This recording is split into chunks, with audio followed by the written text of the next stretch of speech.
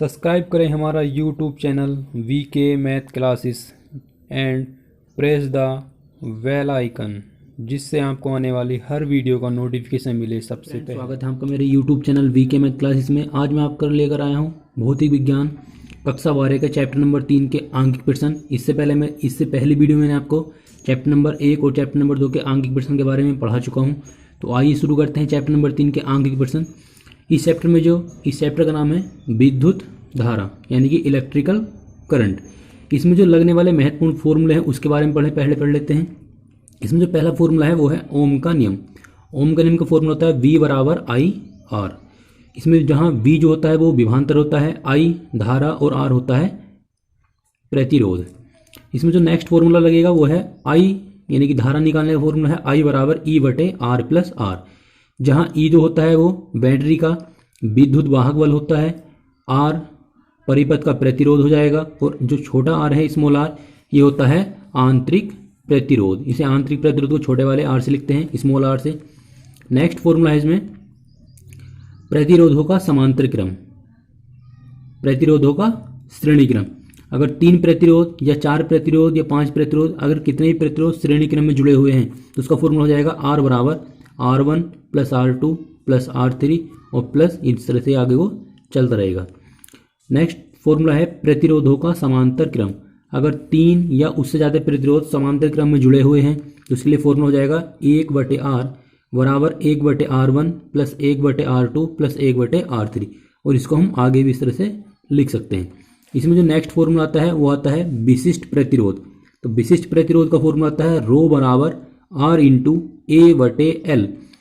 विशिष्ट प्रतिरोध को हम रो से लिखते हैं, जहाँ R हो जाएगा प्रतिरोध, A हो जाएगा क्षेत्रफल, L हो जाएगा तार की लंबाई, उसका जो मात्रक होता है वो होता है ओम मीटर।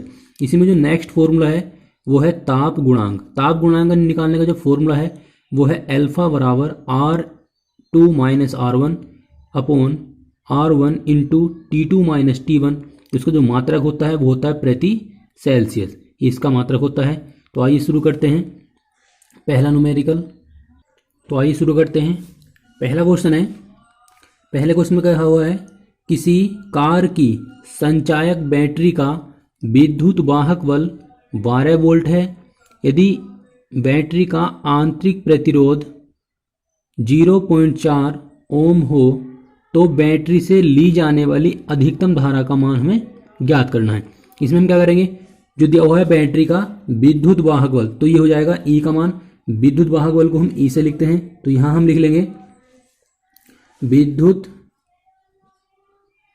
वाहक बल, इसको लिखते हैं E से, तो हो जाएगा E बराबर 12 वोल्ट। ये हो जाएगा 12 वोल्ट। इसी में आगे दिया हुआ है आंतरिक प्रतिरोध, तो आंतरिक प्रतिरोध को हम लिखते हैं छोटे r से, तो R बराबर हो जाएगा 0.4 ओम। हमें निकालना है परिपथ में अधिकतम धारा का मान निकालना है, तो इसे लिख लेंगे हम I और यहाँ लिख लेंगे मैक्स। इसका मान हमें निकालना है, तो इसके लिए हम क्या करेंगे, हमें E का मान दिया हुआ है और R का मान दिया हुआ और हमें I मैक्स का मान निकालना है। तो इसके लिए हम फॉर्मूला लगाएंगे, जैसे ओम का नियम होता है V बराबर आई आर। इसी प्रकार से हम फॉर्मूला लगा लेंगे यहाँ पर E बराबर आई आर, E बराबर आई आर, और I की जगह लिख लेंगे I मैक्स और इंटू में लिख लेंगे इसके R, यहाँ पर स्मॉल r लिख लेंगे।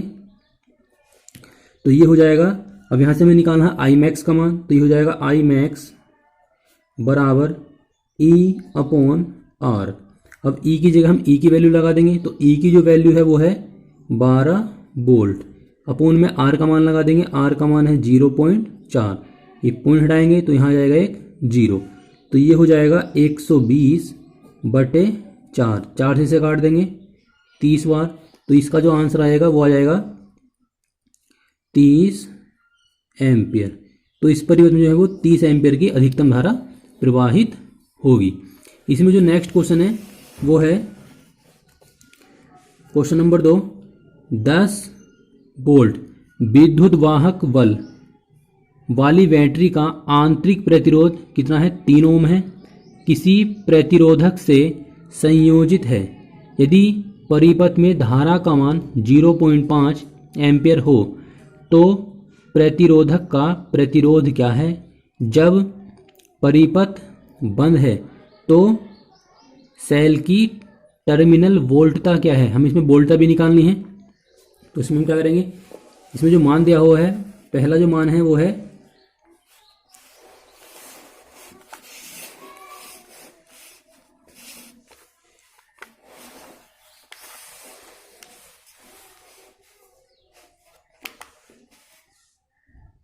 इसमें जो V का मान दिया हुआ है वो है 10 वोल्ट। 10 वोल्ट की बैटरी है तो V का मान हो जाएगा। आगे दिया हुआ है सेल का आंतरिक प्रतिरोध, तो आंतरिक प्रतिरोध को हम छोटे r से लिखते हैं, तो r की जो वैल्यू हो जाएगी वो हो जाएगी 3 ओम।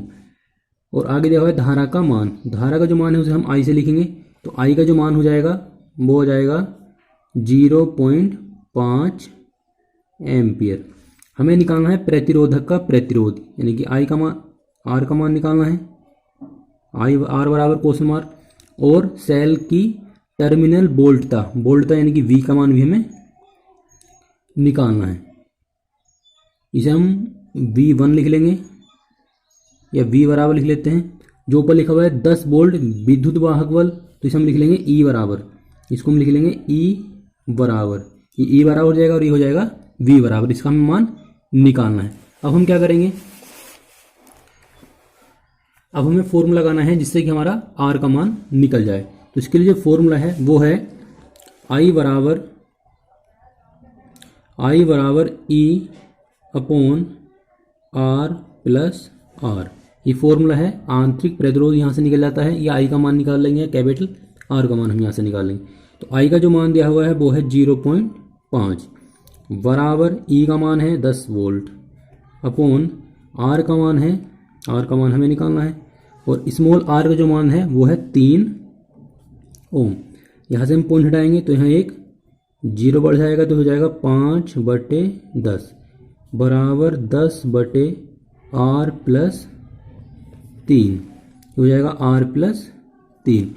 तो यहाँ से इसे 5 से काट देंगे, 5 दूनी 10, तो ये आ जाएगा 1/2 बराबर 10/r प्लस 3। अब हम क्या करेंगे, यहाँ से इसकी क्रॉस मल्टीप्लाई करेंगे। जब क्रॉस मल्टीप्लाई करेंगे तो 2 की इधर गुणा कर देंगे और इस वाले पद की इधर गुणा कर देंगे, तो ये हो जाएगा r प्लस 3 बराबर 2 गुणा 10, तो r प्लस 3 बराबर हो जाएगा 20। अब हम 3 को उठा के इधर ले जाएंगे तो ये हो जाएगा r बराबर 20 माइनस 3, तो r की जो वैल्यू आ जाएगी वो आएगी 17 ओम। तो 17 ओम का इसमें प्रतिरोध लगा हुआ है। अब इसी क्वेश्चन में हमें मान निकालना था V का मान, तो V के मान के लिए हम क्या करेंगे, अब हम इसमें V का मान निकाल लेंगे, तो इसमें फॉर्मूला लगा देंगे ओम का नियम। तो ओम का जो नियम होता है वो होता है V बराबर I R। तो V का मान हमें निकालना है, I की वैल्यू कितनी है 0.5 गुणा R का मान आया हमारे पास 17, तो दोनों की मल्टीप्लाई करेंगे तो आ जाएगा 8.5, तो 8.5 का इसमें विभांतर लगा हुआ है। तो ये आ जाएगा क्वेश्चन नंबर सेकंड का आंसर। V बराबर ये आ जाएगा और I बराबर ये हम यहाँ लिख सकते हैं, अतः है R बराबर 17 ओम और V बराबर आ जाएगा 8.5 वोल्ट। क्वेश्चन नंबर 3 है, इसमें 2 पार्ट दिए हुए हैं। पहला पार्ट है 1 ओम, 2 ओम और 3 ओम के 3 प्रतिरोध श्रेणी क्रम में संयोजित हैं। तो हमें क्या करना है, प्रतिरोधों के संयोजन का कुल आंतरिक कुल प्रतिरोध क्या है या कुल तुल्य प्रतिरोध क्या है। तो इसके लिए हम क्या करेंगे, जो पहला वाला प्रतिरोध है उसे हम लिख लेंगे R1। तो R1 की जो वैल्यू हो जाएगी वो हो जाएगी 1 ओम।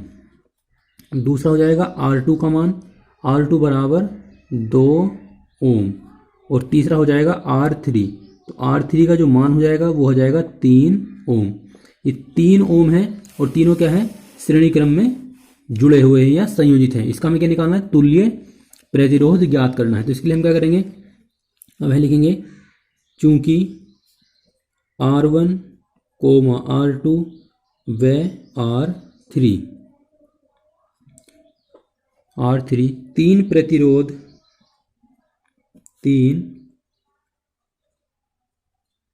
प्रतिरोध श्रेणी क्रम में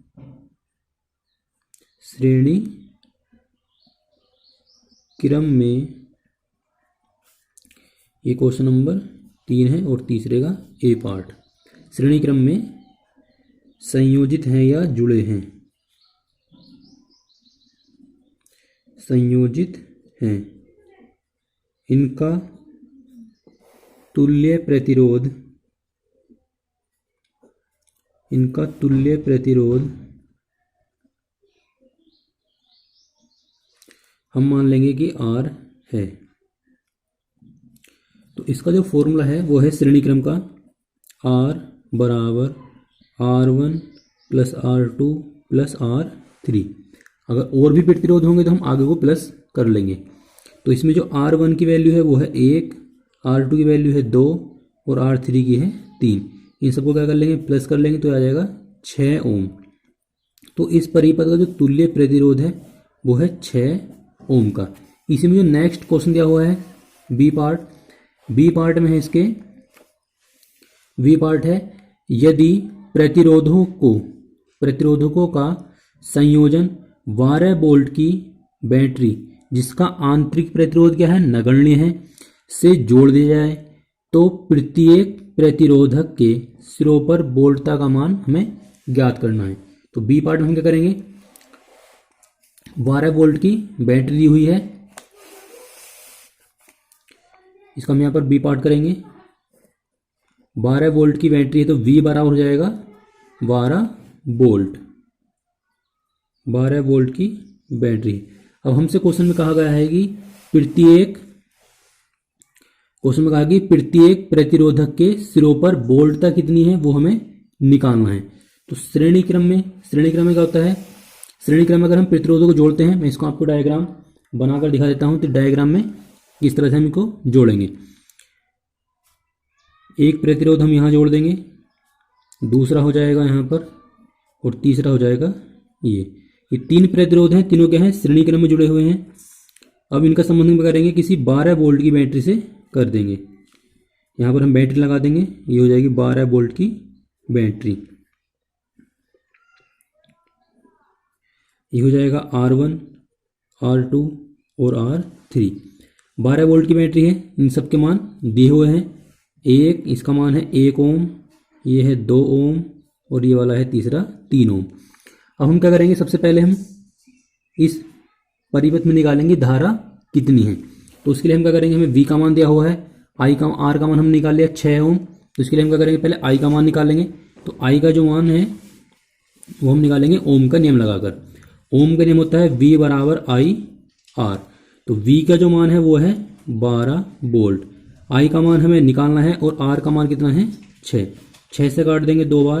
तो I की जो वैल्यू आई है वो आई है 2 एम्पियर, या हम कह सकते हैं कि पूरे परिपथ में 2 एम्पियर की धारा प्रवाहित होगी। अगर हम इस धारा का मान पूछता तो हम धारा निकाल सकते हैं कि 2 एम्पियर की धारा प्रवाहित होगी, लेकिन हमसे कहा गया है कि प्रत्येक प्रतिरोध में कितने एम्पियर की धारा प्रवाहित होगी, या कितने यदि कहा है कि प्रत्येक प्रतिरोधक के सिरों पर वोल्टता कितनी है। हमें वोल्टता का मान निकालने की, R1 में कितने वोल्टेज गए और R2 में कितने वोल्टेज गए और R3 में कितने वोल्टेज गए। अब जब धारा यहाँ से जाएगी इस वाले बिंदु से, तो धारा क्या होगी, सभी में बराबर होगी, लेकिन जो वोल्टेज होंगे, वोल्टेज क्या हो जाएंगे, यहाँ पर चेंज हो जाएंगे, क्योंकि R1 में अलग वोल्टेज आएंगे, R2 में अलग वोल्टेज आएंगे, R3 में अलग वोल्टेज आएंगे, क्योंकि इनका जो प्रतिरोध है वो अलग अलग है। तो अलग अलग प्रतिरोध होने के कारण क्या करेंगे, अपने प्रतिरोध के अनुसार ही वोल्टता को लेंगे। तो हम क्या करेंगे, अब हम यहाँ निकालेंगे R1 में वोल्टता या R1 में विभवांतर। अब हम निकालेंगे R1 में विभवांतर की R1 में कितना विभवांतर है। तो इसके लिए हम क्या करेंगे, R1 की वैल्यू लेंगे, R1 की वैल्यू है 1 ओम और I का मान हम लेंगे 2 एम्पियर। इसे हम लिख लेंगे कि V1, हमें V1 का मान निकालना है। तो इसके लिए फॉर्मूला लगाएंगे V बराबर IR, R की जगह लिख लेंगे R1 और V की जगह लिख लेंगे V1। अब हम क्या करेंगे, I की वैल्यू हमारे पास है 2, R की वैल्यू है, R1 की वैल्यू है 1, दोनों की जब गुणा करेंगे तो आएगा 2 वोल्ट। तो पहले वाले प्रतिरोध में हमारे 2 वोल्ट का विभवांतर होगा। इसी प्रकार से हम निकाल देंगे R2 में कि R2 में कितना विभवांतर होगा। तो तो यहाँ लिखेंगे R2 में विभवांतर। R2 में कितना विभवांतर होगा उसके लिए हम क्या करेंगे, R2 की वैल्यू लेंगे। तो R2 की जो वैल्यू है वो है 2 ओम और I का जो मान है वो है 2 एम्पियर। इसके लिए हम निकाल लेंगे V2 लिख लेंगे। V2 का मान हम निकाल लेंगे। तो V2 का जो मान निकलेगा वो यहाँ लगा देंगे V2 बराबर IR2। तो I की जो वैल्यू आ जाएगी वो आ जाएगी, I की वैल्यू है 2, R2 की है 2, 2 की 2 से गुणा करेंगे तो आ जाएगा 4 एम्पियर। तो सेकंड वाले परिपथ में, सेकंड वाले विभवांतर में कितने वोल्ट जाएंगे, 4 एम्पियर की।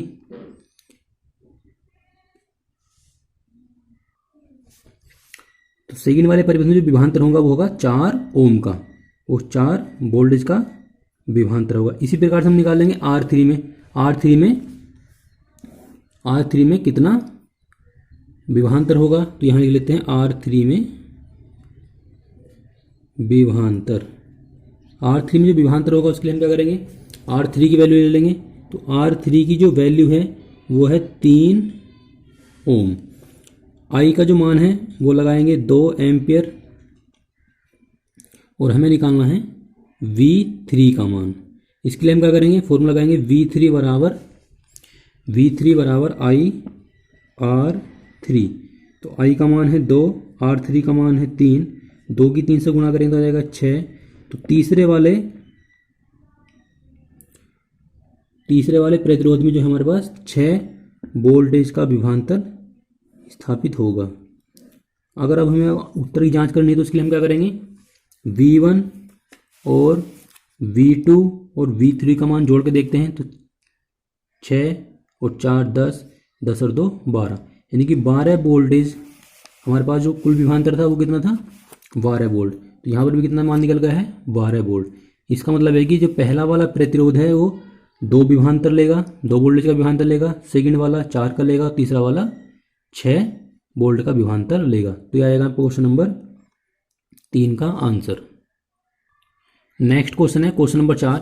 क्वेश्चन नंबर 4 है, इसमें भी 2 पार्ट दिए हुए हैं। पहला पार्ट है कि 2 ओम, 4 ओम और 5 ओम के 3 प्रतिरोध पार्श्व क्रम बोलते हैं समांतर क्रम को, पार्श्व क्रम में संयोजित हैं। संयोजन का कुल प्रतिरोध क्या होगा, हमें पहले इसका कुल प्रतिरोध निकालना है। और जो सभी प्रतिरोध हैं वो पार्श्व क्रम यानी कि समांतर क्रम में जुड़े हुए हैं। तो इसमें जो R1 की वैल्यू है, तो R1 की वैल्यू हो जाएगी 2 ओम। इसमें की हो जाएगा क्वेश्चन नंबर 4। क्वेश्चन नंबर 4 का पार्ट ए में कहा हुआ है कि R1 की जो वैल्यू है वो है 2 ओम और R2 की जो वैल्यू है वो हो जाएगी 4 ओम और R3 की जो वैल्यू हो जाएगी वो हो जाएगी 5 ओम। ये 3 प्रतिरोध हैं और तीनों क्या हैं, समांतर क्रम में जुड़े हुए या पार्श्व क्रम में जुड़े हुए हैं। तो इसके लिए हम क्या करेंगे, यहाँ हम लिखेंगे चूंकि R1, R2 व R3 तीनों प्रतिरोधों को पार्श्व क्रम में जोड़ने पर,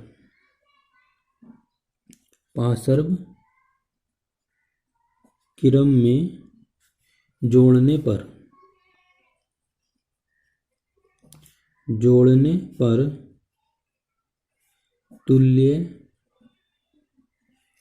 तुल्य प्रतिरोध हम मानेंगे कि R है। इसके लिए फॉर्मूला लगाएंगे 1/R बराबर 1/R1 plus 1/R2 plus 1/R3। इसका फॉर्मूला हो जाएगा। अब यहाँ पर हम इनकी वैल्यू लगा देंगे। तो R1 की जो वैल्यू है वो है 2, तो ये हो जाएगा 1/2 प्लस 1/4 प्लस 1/5। अब हम क्या करेंगे, इन सब का एलसीएम लेंगे। तो एलसीएम आप जानते हैं कि एलसीएम किस तरह से लेना है कि वह संख्या जो 2 के पढ़े में आती हो, 4 में भी आती हो और 5 में भी आती हो। तो ऐसी कौन सी संख्या है, ऐसी संख्या है 20। तो इनका जो एलसीएम आएगा वो कितना आ जाएगा, 20 आ जाएगा। अब क्या करेंगे, 2 के पढ़े में 20 कितनी बार आता है, 10 बार। तो यहाँ 10 की गुणा कर देंगे। प्लस 4 के पढ़े में 20 कितनी बार आता है, 5 बार। तो यहाँ 5 से गुणा कर देंगे। और 5 के पढ़े में आता है 4 बार, तो हम यहाँ 4 की गुणा कर देंगे।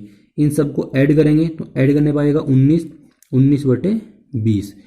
ये हो जाएगा 1/r का मान। हमें निकालना है r का मान, तो r का जो मान आएगा वो आएगा 20/19। तो इस परिपथ का जो तुल्य प्रतिरोध है वो है 20/19। तो यह आएगा आपका पैड नंबर 1 का आंसर। इसी में नेक्स्ट क्वेश्चन दिया हुआ है। नेक्स्ट क्वेश्चन है इसका बी पार्ट। बी पार्ट में कहा गया है यदि संयोजन को 12-20 वोल्ट के विद्युत वाहक बल की बैटरी से, जिसका जो आंतरिक प्रतिरोध है वो क्या है, नगण्य है, से जोड़ दिया जाता है, तो प्रत्येक प्रतिरोधक से बहने वाली धारा का मान हमें ज्ञात करना है और बैटरी द्वारा ली जाने वाली कुल धारा का मान भी हमें निकालना है। तो 12-20 वोल्ट की बैटरी से हमें इसमें जोड़ना है। अगर हम इसका डायग्राम बनाएंगे तो डायग्राम कुछ इस प्रकार से बन जाएगा इसका। अब 3 प्रतिरोध है और तीनों को हमें क्या करना है, श्रेणी क्रम में, समांतर क्रम में जोड़ना है। तो ये हो जाएगा इसका पहला प्रतिरोध,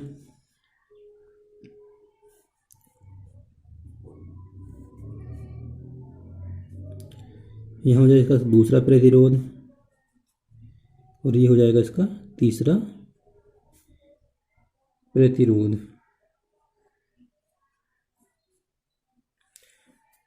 अब इन तीनों को हमने क्या किया है, 20 वोल्ट की बैटरी से जोड़ दिया। ये हो जाएगी 20 वोल्ट की बैटरी। धारा से जो बैटरी से जो निकलने वाली धारा है उसे हमने I मान लेंगे। ये हो जाएगा प्लस और ये हो जाएगा माइनस। ये हो जाएगा R1, ये हो जाएगा R2, ये हो जाएगा इसका R3। अब ये 3 प्रतिरोध है, तीनों को हमने क्या करा है, समांतर क्रम में जोड़ दिया। अब इसके बाद हम क्या करेंगे, जब धारा यहाँ से निकल के जाएगी तो जब इस वाले पॉइंट पर आएगी तो धारा जो है वो 3 भागों में बढ़ जाएगी।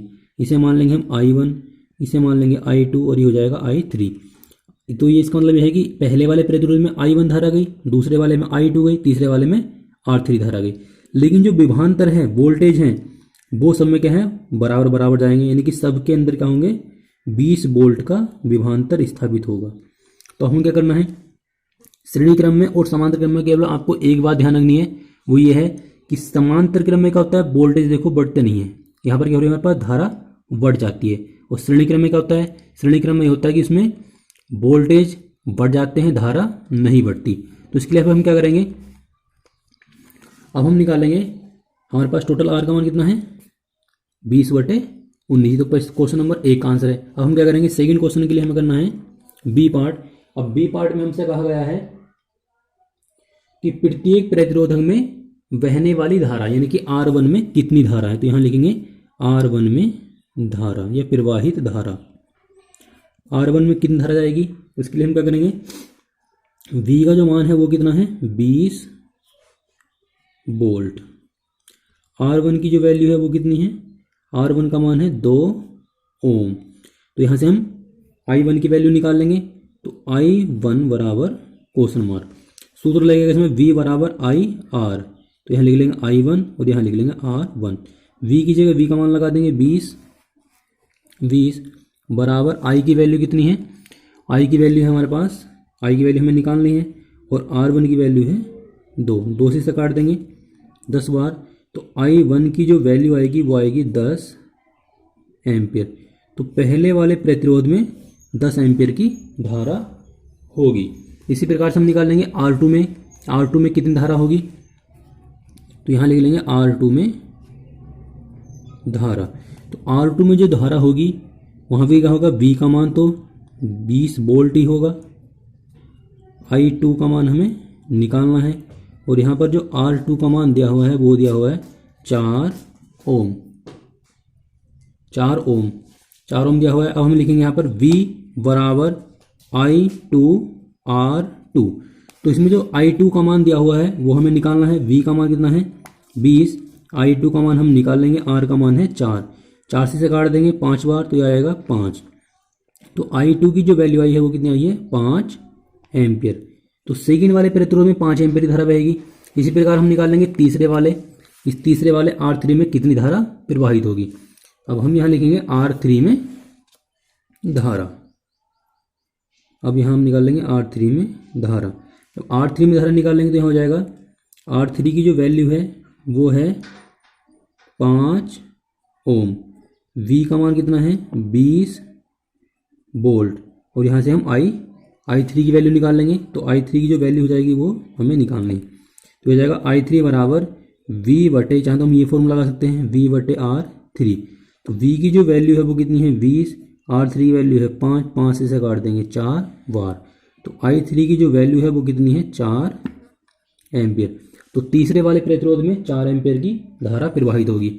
अब हमसे पता क्या है एग्जाम में, क्वेश्चन में, कि परिपथ की कुल धारा कितनी है। हमें कुल धारा निकालने के लिए क्या करेंगे, इन सबको प्लस कर देंगे। तो यहां हम लिख देंगे अतः परिपथ की कुल धारा, परिपथ की कुल धारा I बराबर, इन सबको हम क्या कर देंगे, प्लस कर देंगे, यानी कि I1 प्लस I2 और प्लस I3। तो I1 की जो वैल्यू है वो है 10, I2 की वैल्यू है 5 और I4 हो जाएगा, I3 हो जाएगा 4। तो ये टोटल हो जाएगा 19 एम्पियर। तो पूरे परिपथ की जो धारा है वो आएगी हमारे पास 19 एम्पियर। तो ये आएगा आपको क्वेश्चन नंबर 4 का आंसर। नेक्स्ट क्वेश्चन है क्वेश्चन नंबर 5। क्वेश्चन नंबर 5 है, कमरे के ताप, जो पहला ताप है वो है 27 डिग्री सेल्सियस पर किसी तापन अवयव का प्रतिरोध। जो पहला वाला ताप है उसे हम लिख लेंगे T1 से। तो T1 की जो वैल्यू आ जाएगी वो आ जाएगी, T1 की वैल्यू हो जाएगी 27 डिग्री सेल्सियस। आगे जो है 27 डिग्री सेल्सियस पर किसी तापन का प्रतिरोध कितना है 100 ओम। प्रारंभिक जो प्रतिरोध है वो कितना है 100 है, इसे लिख लेंगे R1। तो R1 की जो वैल्यू आ जाएगी वो आएगी 100 ओम। यदि तापन अवयव का प्रतिरोध कितना है 117 ओम, तो जो दूसरा वाला प्रतिरोध है वो हो जाएगा R2 का मान। तो R2 का जो मान आएगा वो आएगा 117 ओम। आगे दिया हुआ है तो अवयव का ताप क्या होगा, अवयव का ताप क्या होगा, T1 का मान दिया हुआ है, इसका मतलब क्या है, हमें T2 का मान निकालना है। तो T2 बराबर हम लगा लेंगे यहाँ पर क्वेश्चन मार्क।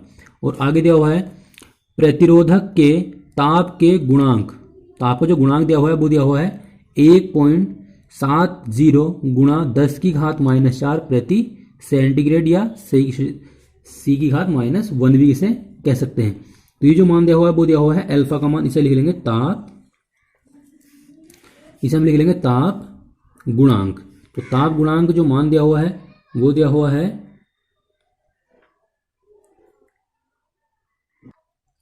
और ताप गुणांक का जो मान दिया हुआ है वो दिया हुआ है 1 पॉइंट, तो यहां लिख लेंगे ताप गुणांक।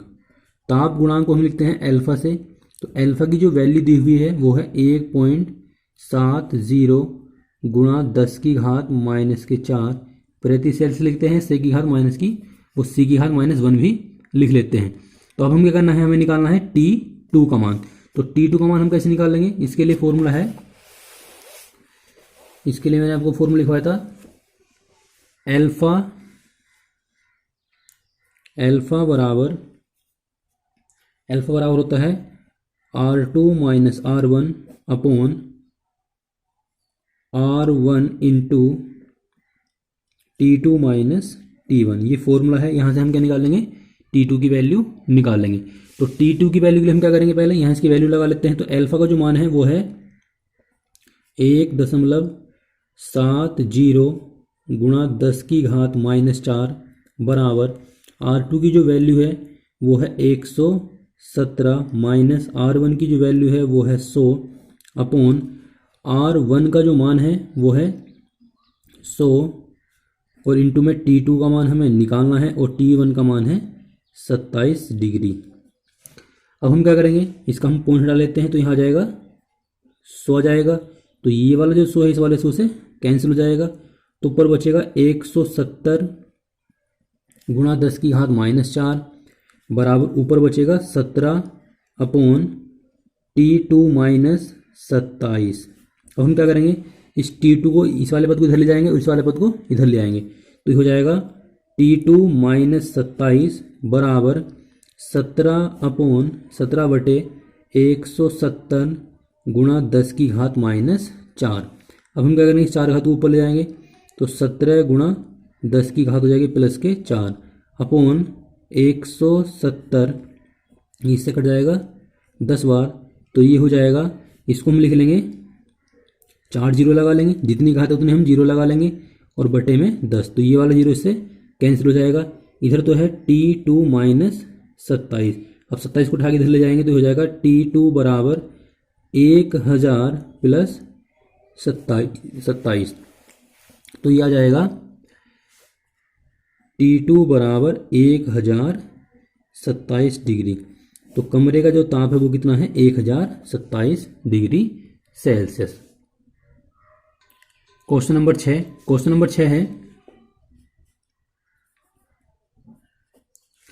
क्वेश्चन नंबर 6 में दिया हुआ है 15 मीटर लंबे एवं 6 गुणा 10 की घात माइनस 7 मीटर स्क्वायर अनुप्रस्थ काट के क्षेत्रफल वाले तार से उपेक्षणीय धारा प्रवाहित की गई। अब तार की जो लंबाई है वो हो जाएगा L का मान, तो इसमें जो L का मान हो जाएगा वो हो जाएगा 15 मीटर। 15 मीटर तार की लंबाई हो जाएगी। इसके बाद आगे दिया हुआ है इस तार का जो क्षेत्रफल है उसे है वो दिया हुआ है 6 गुणा 10 की घात माइनस 7। तो क्षेत्रफल को हम लिख लेते हैं A से। तो A की जो वैल्यू दी हुई है वो है 6 गुणा 10 की घात माइनस के 7 मीटर स्क्वायर। अब हमें क्या दिया हुआ है, धारा प्रवाहित की गई है और इसका जो प्रतिरोध है वो कितना है, 5 ओम। प्रतिरोध इसका 5 ओम है। तो हो जाएगा R का मान, तो R बराबर हो जाएगा 5 ओम। तार के पदार्थ की प्रतिरोधकता निकालनी है हमें, तो प्रतिरोधकता को हम लिखते हैं रो, यानी कि हमें रो का मान इसमें निकालना है। तो इसके लिए जो फॉर्मूला है वो है, मैंने आपको चैप्टर की स्टार्टिंग में लिखवाया था। फॉर्मूला है इसका रो बराबर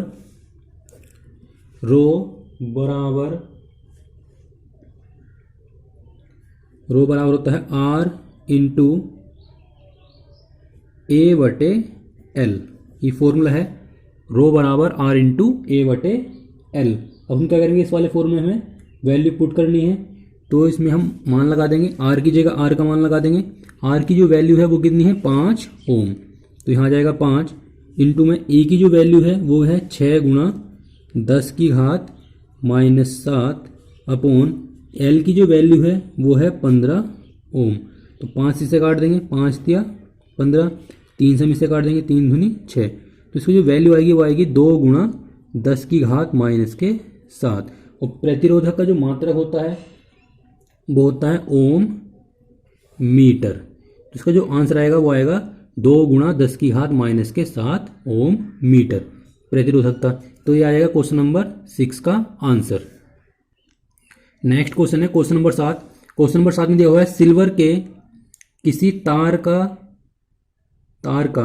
27.5 डिग्री सेल्सियस तापरी ताप दिया हुआ है। जो प्रारंभिक ताप है तो हम इसे लिख लेंगे T1 से लिख लेंगे। तो इसमें जो T1 की वैल्यू आ जाएगी वो आ जाएगी, यह है क्वेश्चन नंबर 7।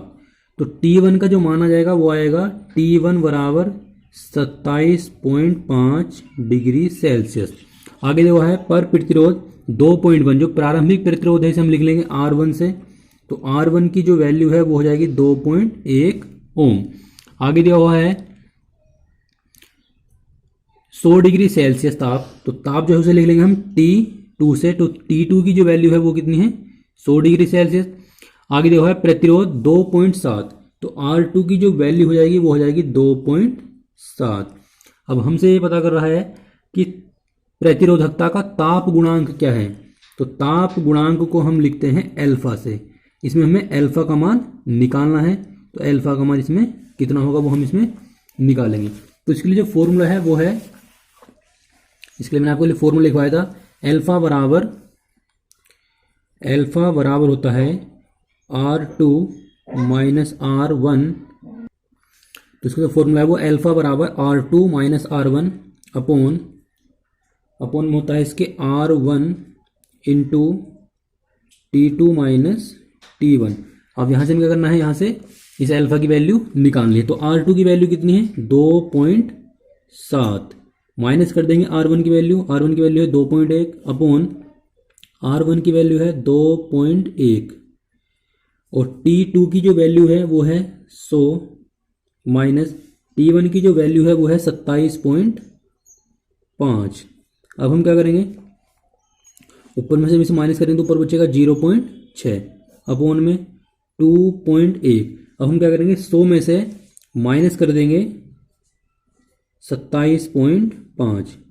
इसको इस तरह से माइनस कर लेंगे तो ये बचेगा 10 में से 5 जाएंगे तो यहाँ बचेगा 5, यहाँ बचेगा 9, पॉइंट ऐसे लगा लेंगे। 9 में से जब 7 घटाएंगे तो बचेगा 2 और 9 में से 2 गए तो बचेगा 7।